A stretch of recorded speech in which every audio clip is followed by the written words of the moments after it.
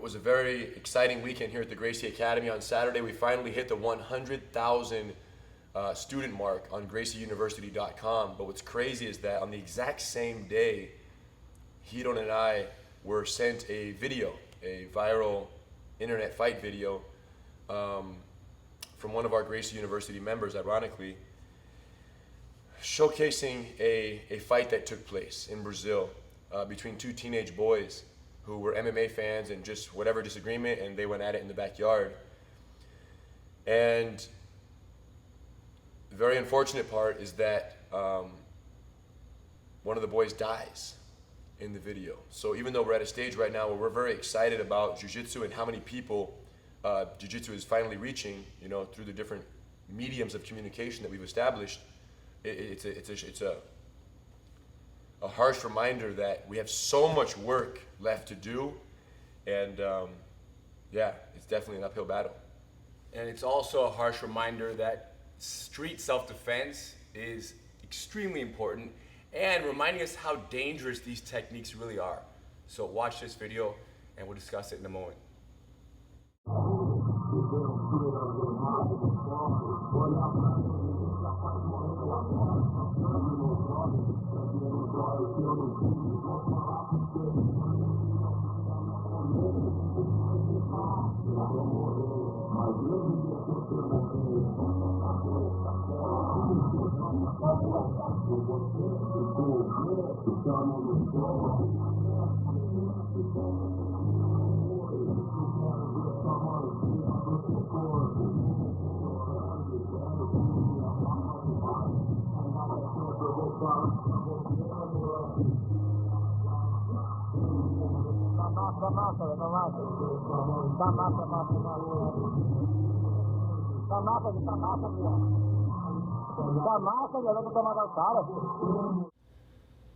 So we're not sure if you saw the close-up or the details there, but at 24 seconds into the video, after those punches and some headlocks to the punches that we're going to go over, at 24 seconds, the victim in the video taps out on the opponent's leg. At 30 seconds, exactly 6 seconds after tapping out, he passes out. He goes unconscious, his knees, melt, he falls to the ground. And at 30 seconds, he's unconscious on the ground. He flattens him out to a belly down pronated position, keeps the choke, the lateral choke in position, and keeps squeezing. And we didn't show you the full length of the actual internet video. And if you care to see it, the link is in the description below. But he holds the choke from 30 seconds when the victim was already unconscious. The boy holds the choke with pressure for 37 more seconds in the video. And that video that he holds it for 37 seconds, the actual video, when it ends, he's still holding it. Right. So it could have been even 10 more seconds. Could have held for a full minute. Nobody knows how long the choke was actually held. We just know that there's 37 more seconds that we did not play in this video because there's no need to, and it's actually quite disturbing, especially to think that this kid knew the other kid was unconscious. He knew, he was 100% sure, and he kept holding because, yeah, it's tough.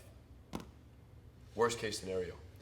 So we have a very unfortunate situation here, and we talk about this idea that even though we've reached so many people, jiu-jitsu has reached so many people, and so many people are practicing jiu-jitsu, it's not enough. Correct. And we have reached so many, but so have other black belts around Everybody. the world. They're also reaching. Yes. Millions of people even are practicing. with all black belts that teach jiu-jitsu working together, or all jiu-jitsu instructors working together, we're still only a drop in the bucket. And with our goal of educating the world and teaching jiu-jitsu to the whole world. And the challenge that Ryron and I were discussing is that the entertainment aspect of MMA and jiu-jitsu's primary, window to the world is MMA on mainstream television.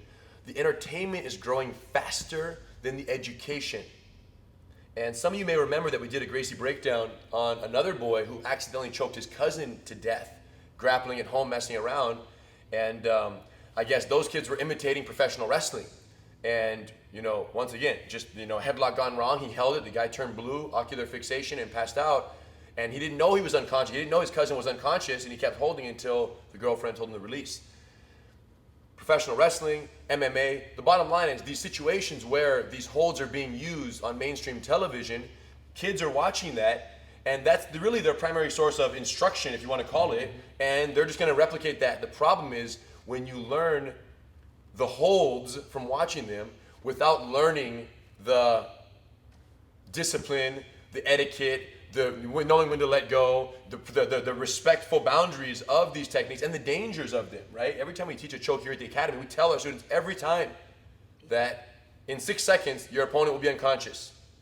After 10 seconds, you let go. Okay? Either the choke is poorly applied and it's not going to work, or it's working perfectly and your opponent's unconscious and you don't want to cause permanent damage. And then, anywhere from 30 seconds to a minute, that's where you really run the risk of causing irreversible brain damage or death, as we saw in this case. So it's such a serious thing. And the problem is you don't get that seriousness from watching it on television. And that's why we feel that, every jiu-jitsu practitioner has such a responsibility, every instructor, to continue to educate, because there's no doubt that this situation would have been drastically different if any of the 3 parties involved knew jiu-jitsu. And that's why we wanted to talk to you guys about it today. So starting with some of the techniques. And of course, when we look at a situation like this, of course, the past is the past. And obviously, it happened, and there's nothing we can do to change that. But discussing an incident, like any Gracie Breakdown, allows us to kind of put it under a microscope and take the best lessons learned, most important lessons learned from a situation, and apply them to the future. And if making this video, discussing it here, and you guys, discussing, learning, and sharing these concepts with people that prevents one preventable death from happening in the future between teenage, kids scuffling in the backyard. If one death is prevented, the video was worth it. If one injury is prevented, it was worth it. If one fight is avoided, it was worth it. So let's talk first about, and just discussing the situation. There are 3 parties. There's the attacker, there's the victim, and there's the spectator in a situation like this, which is a very common arrangement. Something's happening, people are watching, and that's how it goes down. Regarding the actual headlocks in the situation, what's crazy is that our dad always told us from day one, in a street fight, the most common submission, the most common hold is a headlock. Because as soon as punches are flying and someone doesn't know what to do, they grab onto the headlock. It feels secure, they have control, it somewhat resembles the chokehold that they might have seen on TV, so they just want to hold and lock it up in the situation right here. And what's crazy is that the headlock is something that we give heavy emphasis to from a self-defense perspective, from a training perspective, in our, Gracie Jiu-Jitsu curriculum. Gracie Combative is one of the most heavily emphasized techniques in the beginner program because of exactly what you saw. It's the most common hold in a street fight. It's a no-brainer. You learn it when you're 5 years old on the playground, and you apply it ever since. Because it isn't that common amongst brothers and sisters in the academy, it's likely that some people out there who are training jiu-jitsu don't practice headlocks for years. Ever. Because they don't need it, or ever. Yeah. They don't need it amongst each other on the mat. Right. So why would I spend time training it? Because all I'm worried about is how I can perform better in front of the instructor and my peers in the academy. But we're not thinking about what you will or will not need in here. I'm thinking about what you will need in the real world. Crazy. So we were always taught to train headlocks, do headlocks, and of course, then go and do the mat, do the fun stuff also. But you can't forget about the headlocks. It's crazy. Hedon has never grabbed me in a headlock while we're training here in the kids. Not the submit. He doesn't grab me and try to submit me with it, and it's not a good hold because it's so easy to escape. The headlock is crazy because it's something that is so easy to escape if you know how, but deadly if you don't. And headlocks, it literally is a make it or break it situation in a real fight. And headlocks is just one attack. There are so many more attacks that will happen in a street fight that you will never experience on the mat. So learning jiu-jitsu for self-defense is a necessity. Well, and it's just a matter of understanding that the fight patterns adhered to by training partners who are brown or black belts or blue belts or whatever, trained jiu-jitsu practitioners, their aggression patterns and their attack patterns are completely different than the attack patterns that you just witnessed in that video. And it's just another reminder as to why it's so important to know what those are, because you can be a brown belt or a purple belt or a black belt and 150 pounds and you get caught in a headlock in a real fight by a 200-pound guy. And it's your first time there. And you could die. Yeah. That's the truth of the situation. So it's just a chance right now for us to remind you guys of some of the most important headlock defenses our grandfather showed. Typically they fall into 2 categories, okay? Standing headlock defenses without the punch and with the punch. And then if you had to further categorize it, it would be off the wall in free space or against the wall. And sometimes they're outside of you, sometimes they're inside against the wall, kind of using it. And It's almost like all of these happened in a matter of 10 seconds. It's crazy. Correct. The way they held and moved around and were punching and were throwing. Yeah, because you have full control. Yeah, it's just like You have a we're just headlock and you're going. throwing punches. Yeah. You take me wherever you want to take me. Right. So starting with the standing headlock defense, Gracie. We'll start with what happened real quick. What happened was punches, right, were being thrown. Yeah, that's punches were thrown to eventually And turn then him into he this. turned. That's So this is that's where how they end the choke. Yes. Let's talk about some headlock defenses. Oh, you just want to show Just some show some escapes? basics, yeah. So here, if the person gets you in a headlock defense, the most important thing our dad would say is tuck your chin. For Correct. the exact reason that you just saw. If your chin is up and out, you're gonna get choked.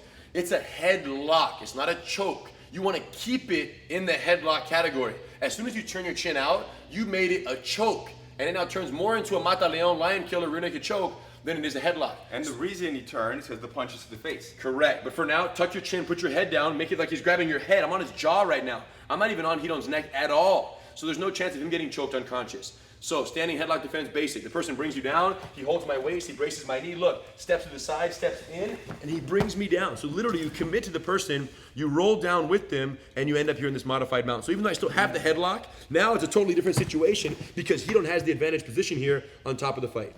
And then from here, what would you do?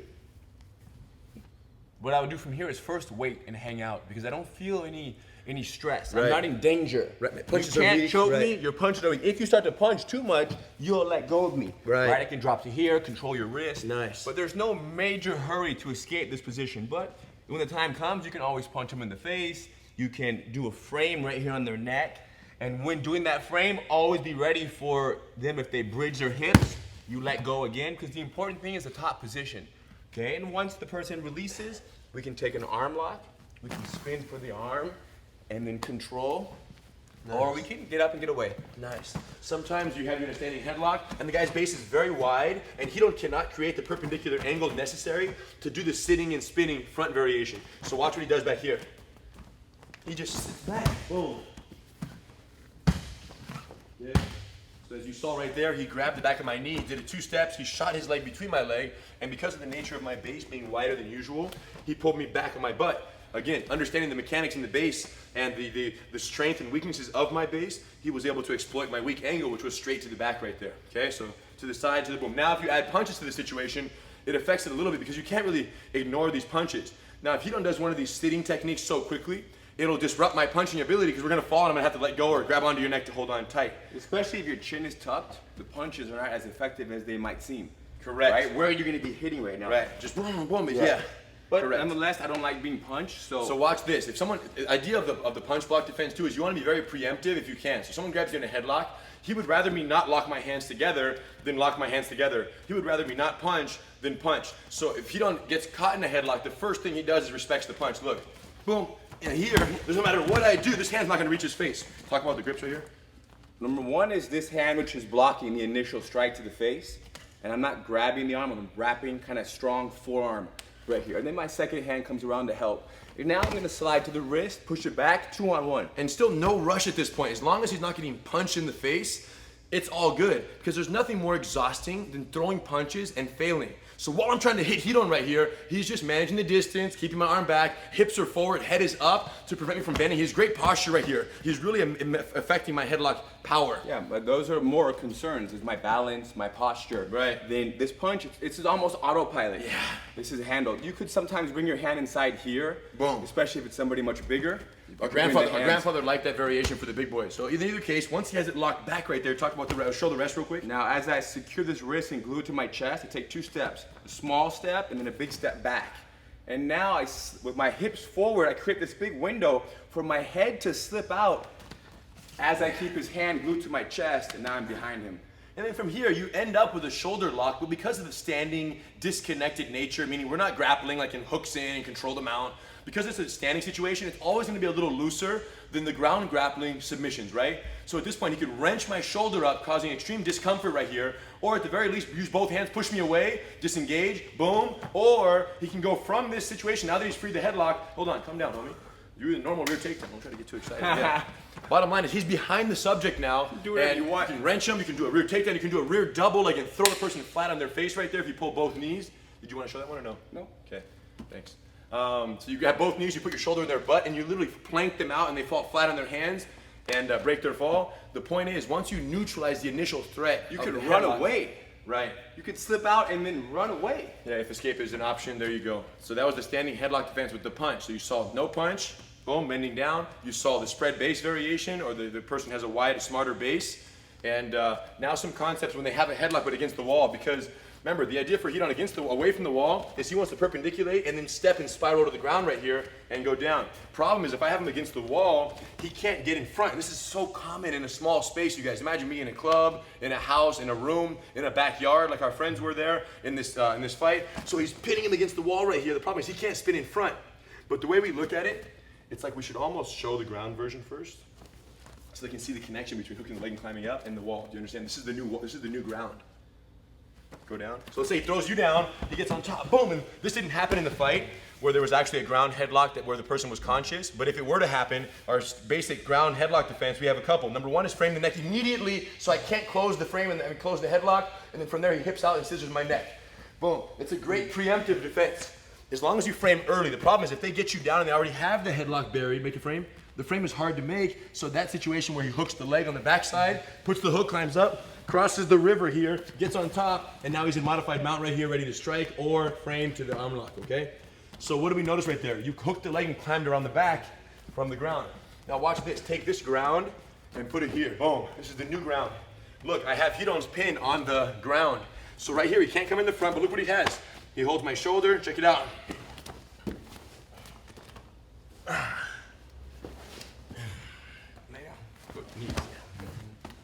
Boom.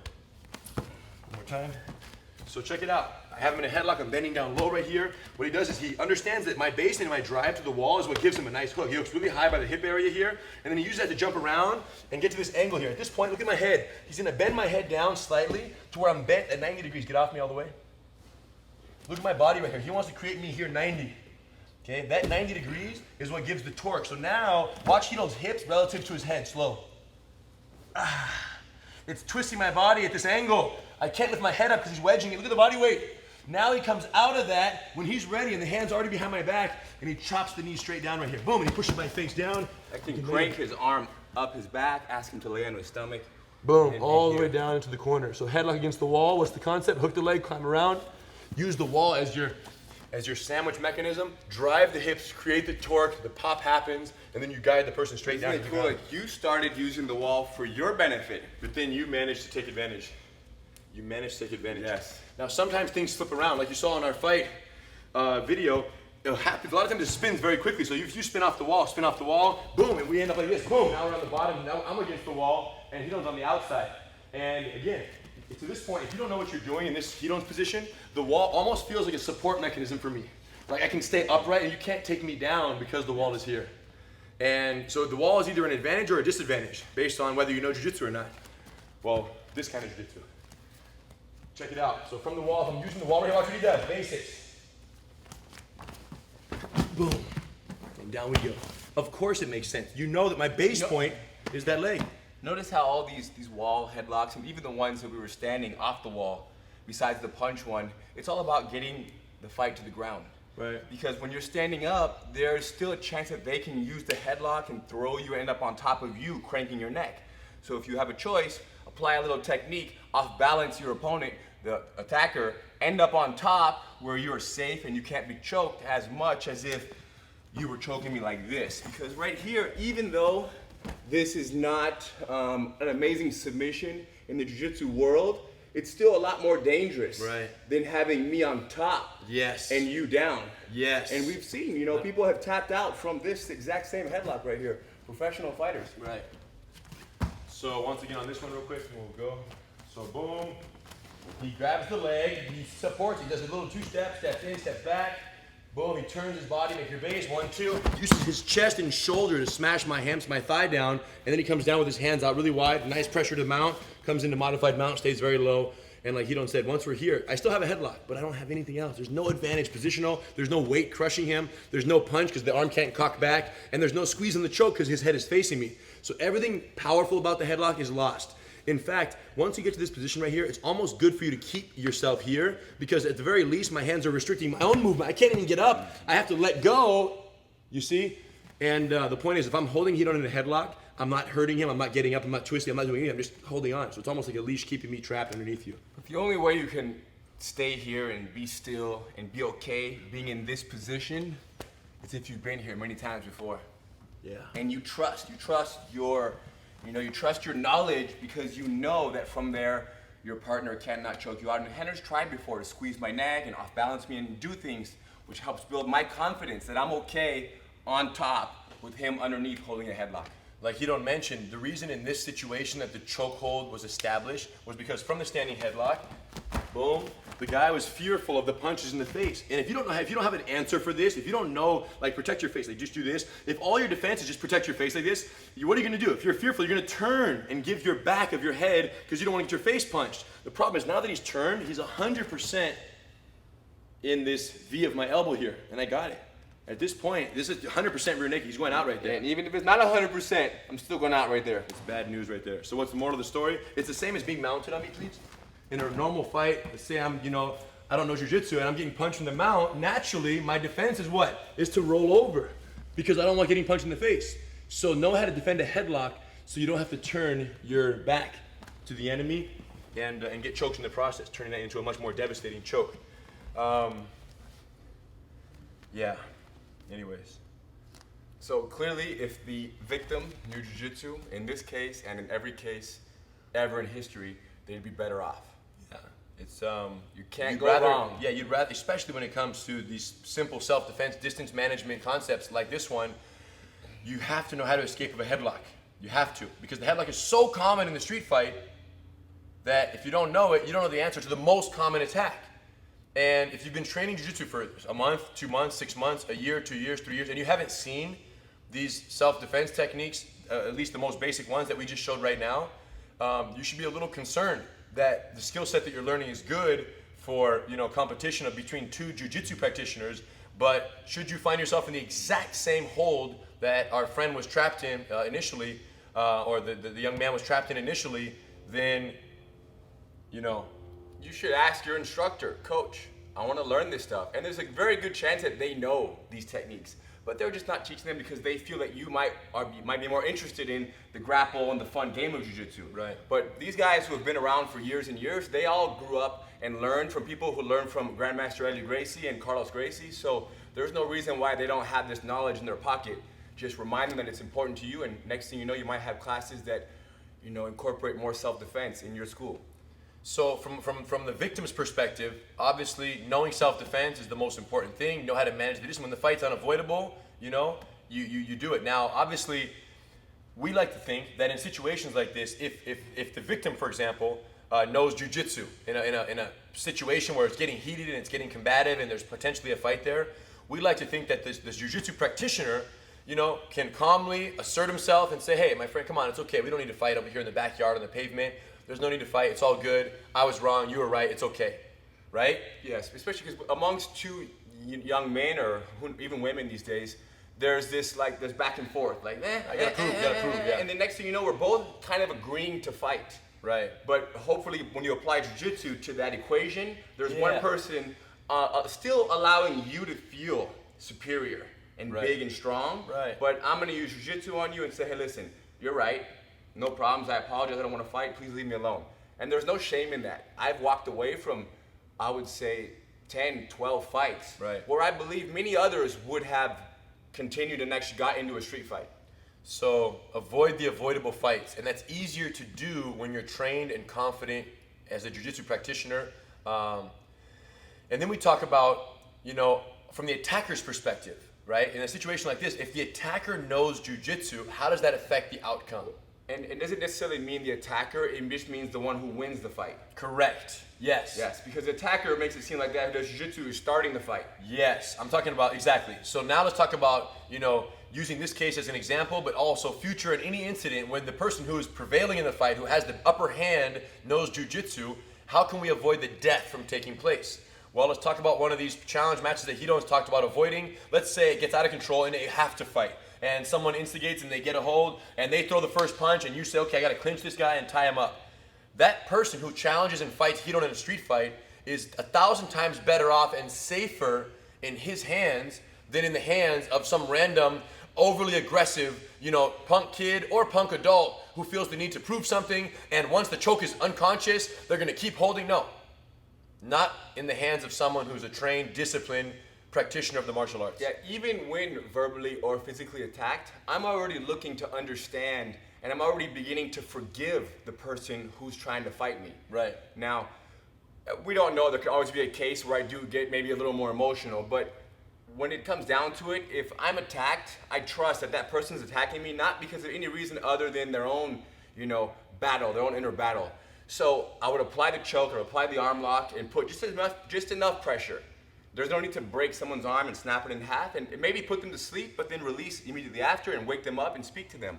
So there's a certain care for anybody who fights me. And that compassionate side, I think, is amazing. And I think that martial artists get that. And the more you train jiu-jitsu, there's no doubt that you become that. Well, but there's also an element of a respect for the weapon. You have a respect for that chokehold more than that boy who used it or any person who uses it. It's almost like it's a firearm. It's almost like it's an actual weapon. And you're more aware, as a trained martial artist, you're more aware of the dangers of the weapons that you bear and have learned, because you've done them for so long and you've learned them in such a disciplined, training environment with all the, you've learned all elements, not just how to do the choke, but the risks and everything associated with that. Which is important. If you don't respect the weapon, you shouldn't be able to carry the weapon around. If you don't respect it, you're going to abuse it.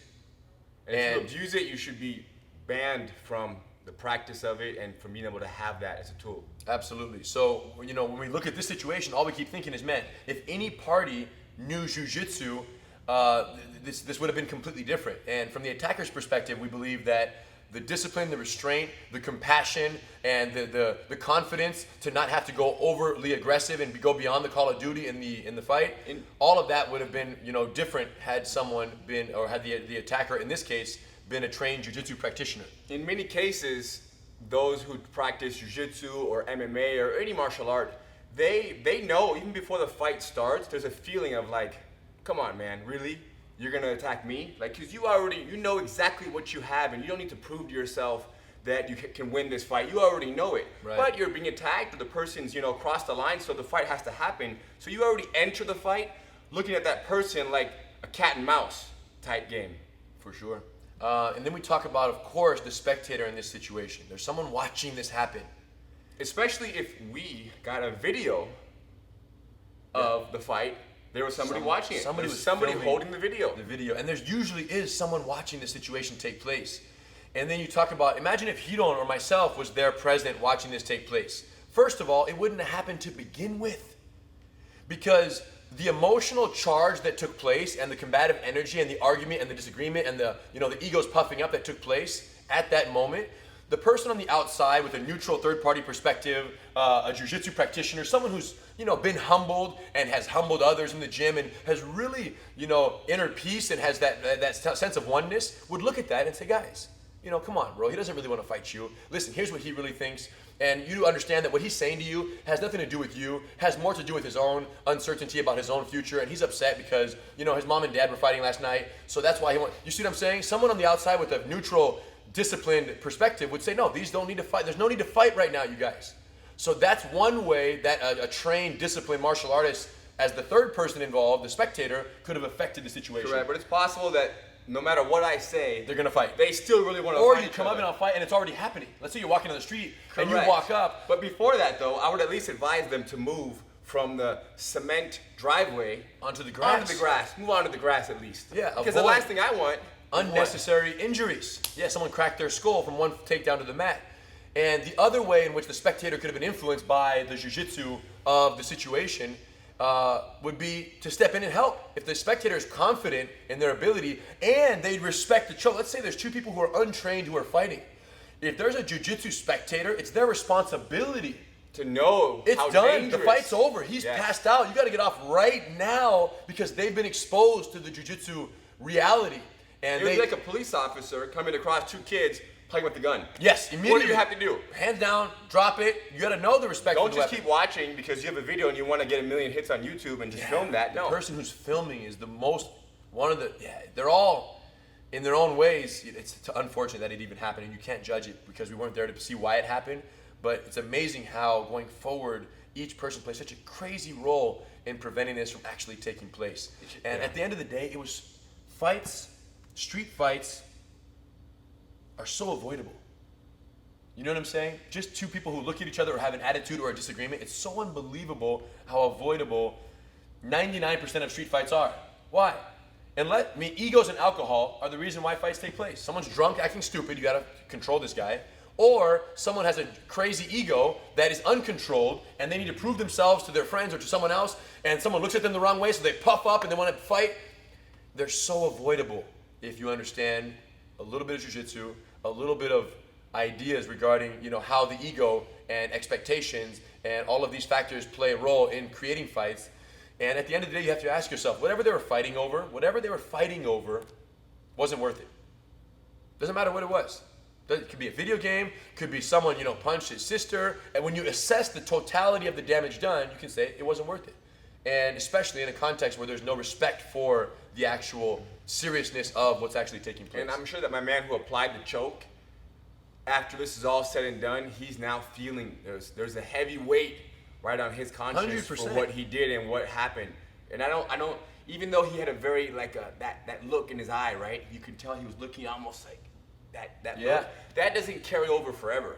That look was just in that moment because of who knows what happened before Emotional. the fight went Ego down. got kicked out. Yes. Ego got checked. But he got violated. today- And then now the ego's gone, and he's saying, man, that was Today it's different.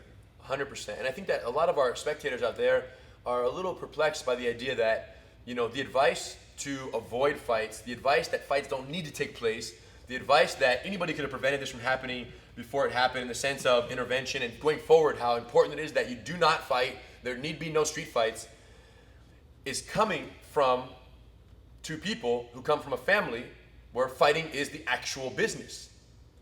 I think they're a little bit, some people haven't grasped yet where the connection is there. Well, the world sees Gracie family fighting and MMA fighting kind of just the same as street fighting. Yeah. It's all the same.